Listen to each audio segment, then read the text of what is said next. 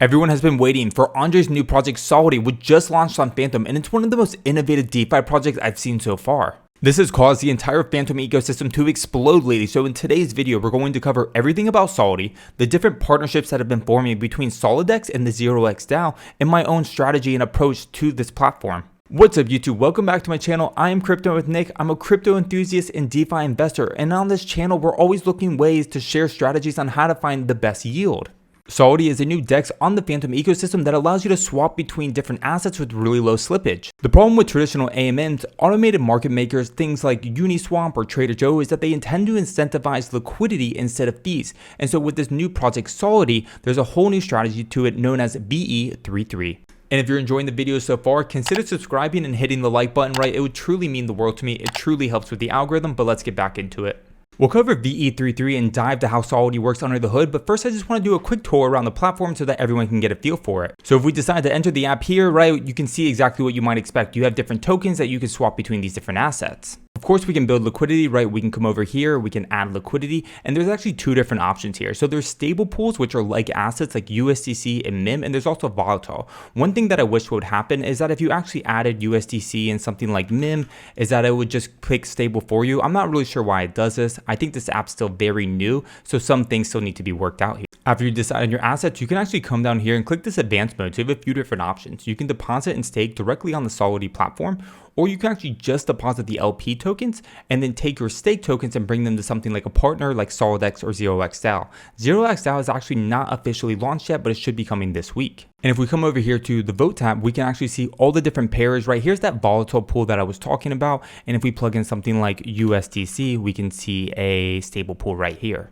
And on this page, what you can do is you can vote for your favorite pools and you'll receive a portion of these bribes. So here I can cast my different votes, and I have these NFTs which represent my staked solid tokens. To get solid tokens, of course, you can just market buy them, or you can provide liquidity, which will give you rewards.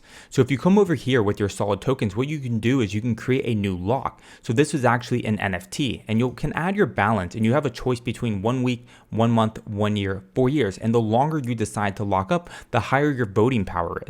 What makes Solidex tokenomics so unique is the VE33 aspect. So the VE aspect actually comes from the curve model, and we can see here that weekly emissions are adjusted based on the percentage of circulating supply. And if you don't know curve, it allows for massive amounts of liquidity to move between like assets at very low slippage. And we can see here a very similar model borrowed for Solidex, where one curve locked for 4 years gives you one VE curve. And the reason why this is so powerful is because it encourages projects and individuals to buy the curve token, and it democratizes the governance and emissions. And projects figure out if they buy the curve token, that increases buying pressure on the curve token. They're locking it up, meaning they're taking it out of circulation, and then they can direct emissions towards their farm to boost the users that provide liquidity for them. This also allows them to not have to give out their own token as inflationary rewards so much. Now breaking it down, this is the VE part of Andre's VE33. So now let's go back to the next part, which is if 0% of tokens are locked, then the emissions are going to be at full speed, which is going to be 2 million. But if 100% of the tokens are locked, then the emissions are 0, right? This is where 33 comes from, and it comes from a concept from Olympus DAO. If you don't know Olympus DAO, it's this idea of a reserve-backed currency. The project was really innovative, but it did have a fatal flaw. But what we can take from it is the 33 aspect, its game theory part, and pair it with the VE aspect. The idea of this game theory is known as the prisoner's dilemma. And really what it is that if everyone agrees to stake and stays staked, right, everyone wins. And of course, if everyone acts in their own self-interest and just continues to sell, then that would be the worst possible outcome for this project. And this is the idea of 3-3. So now we've broken down VE33, which is the vested escrow, which comes from the curve model, and 3-3, which comes from Olympus DAO. And now we're going to put them together with a new innovative strategy. To really understand this project, we are going to have to dive into the docs and just do a little bit of reading here together. So let's establish a few things. The fees earned by the protocol will go to the VE33 lockers, right? These are people that accumulate the solid token and decide to lock it up. And that the emissions of the protocol will go to the pools with the highest fees. We've seen this before across all decentralized exchanges. Here's an example of Beethoven, right? Here's a pool that's Fantom, Bitcoin, and ETH. And we can see here that this pool value is almost $28 million. But the volume that it's doing every 24 hours is only 2 million, meaning we have almost $25 million of liquidity just really doing nothing. And yet all the liquidity in this pool is earning this 28% APR. So it's kind of just sucking up the rewards and emissions. And so that doesn't really make sense when the pool's not really generating that many fees. And the last part here democratizes how emissions are allocated. We can see here that VE33 lockers decide which pools receive emissions, meaning you're going to make sure you want to vote for a pool that is actually generating fees, right? Because VE33 lockers will only receive fees for the pools that they voted for. So if we look at Andre's Medium article, we can kind of see some of the features that this protocol supports and get a quick idea of the roadmap of this project. So we can see here that it's permissionless in nature, meaning market participants will be able to set the tone of this project and that there's no DAO that's going to lead it. To kickstart the entire project, the initial NFTs, right, the voting power was airdropped to the top projects on the Fantom ecosystem by total value locked. So originally it was only supposed to be the top 20 projects on Fantom by total value locked that received these voting NFTs, but it actually expanded to the top 25 projects at the last minute. So we have everything from Spooky Swap, Tomb Finance, right, Spirit Swap. If we come down here, we have things like Morpheus and Liquid Driver. And if we look at the right side, we can see that they've been allocated voting power. The more total value locked they have, the more voting power they've been given. Now we need to introduce the convexes of Fantom and the partnerships that are being formed among these different projects. Here we can see that projects have taken one of three strategies in the way that they allocate their votes. They're deciding to join up the 0x DAO allowance, which is going to be projects like Spooky Swap, Tomb, Screen Finance, Reaper, Beethoven, Liquid Driver, and a few others. Or we can look at the Solidex alliance, which is going to be projects like Yearn Finance, Curve, Geist, Ren, and Saddle. Some projects have just decided to go solo right now and not commit their votes, but there's always opportunities. In both Solidex and 0x DAO documentation, they've laid out on how partners can join later in the program and what that will look like in the overall strategy. So remember, the top projects based on total value locked actually received the most votes on the initial drop. So the 0x DAO actually controls 40% of the voting power to date, while Solidex controls 33%, and then either solo or non-committed to another partnership or alliance is about 26% of the votes. And what this will look like is the partnership with the most votes will be able to direct more emissions towards those pools, right? So this kind of creates a positive flywheel for those projects. So now let's dive into the first partnership with the Solidex, who immediately launched the day that Solidity to capture the initial momentum of the project. We can see here that Solidex is a yield optimizer for Solidity on Fantom, and it's been able to accumulate over 2.2 billion TVL already. If we come over here to DeFi Llama, we can see that it's already the number 3 project.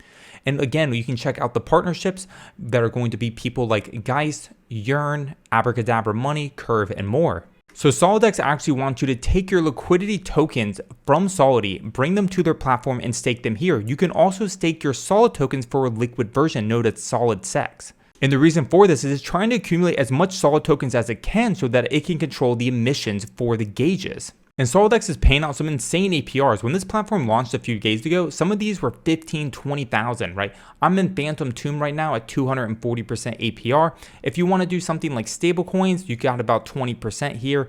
If you want some exposure to the native project, which is going to be the SEX token, you could do something here like Fantom Sex, which is 2,800% APR. I was actually in this for the initial launch, but I wind up selling it quite a little bit afterwards.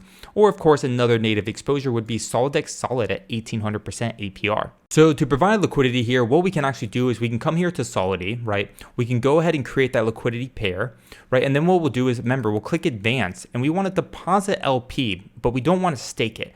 Because then we're going to do is we're going to take our tokens back here and we can stake here on this platform by doing something like manage, and then you would deposit those tokens. Another option for you is they actually just recently updated the Solidex platform to include a Zap feature, meaning you can come here to manage and actually do a Zap deposit. So instead of going to Solidity and having to do all this back and forth, now you can also just do it directly on the platform, but I just wanted to show you both options. So rewards are given in two different tokens, the SEX token, which is going to be the native token of the platform, and the Solid token, right? This is the token of the Solidity platform. And you have a few different options here. If you're bullish on the Solidex platform and their partnerships, then what you can do is you can give them your Solid token and they'll give you a liquid version of this, which is much nicer than minting that NFT because now it's illiquid.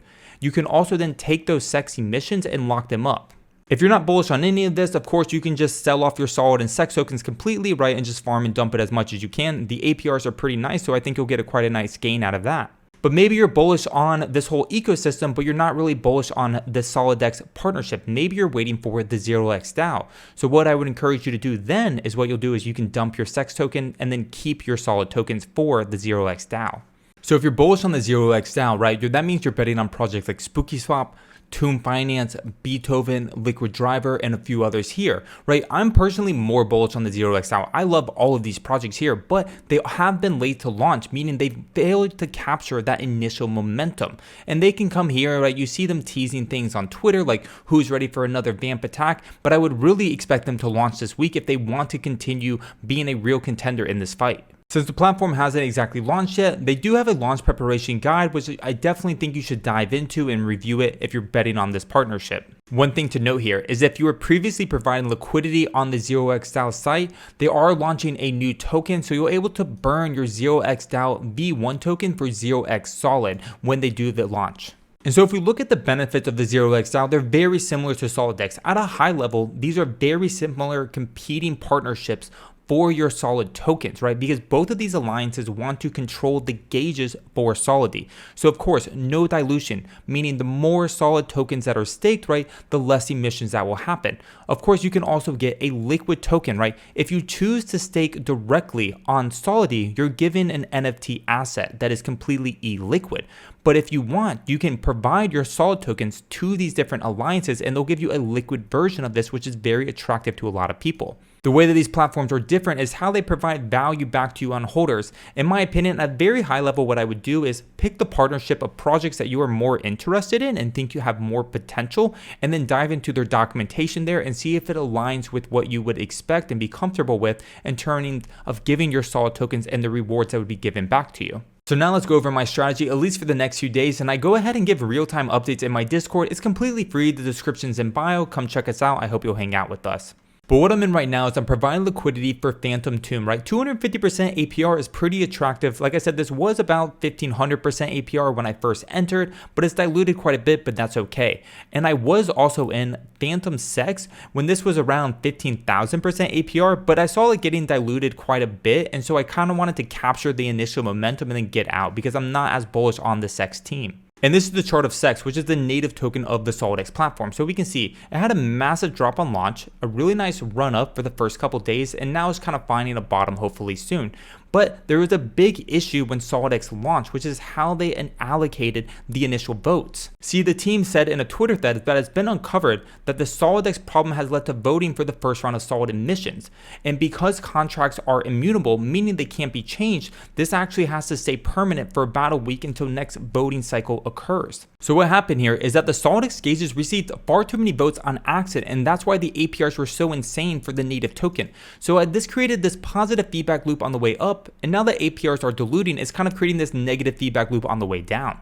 So my strategy initially was to just farm and dump as much as I can, but I actually don't think that was the best strategy. So I did that for the first, let's say 36 hours. But now what I'm doing is I'm just actually trying to accumulate as much Solid and Sex as I can, right? Even though I'm not as bullish on the Sex team, I still think the token could have potential value. And while it finds price discovery, I think I want to hold on to it rather than just dumping it right now. So right now I'm looking to enter any pool that doesn't really include the Sex native token, right? Right now I'm in Boom Tample. Maybe I'll throw some stable coins in here like USDC and Frax to earn this 18 or 19%.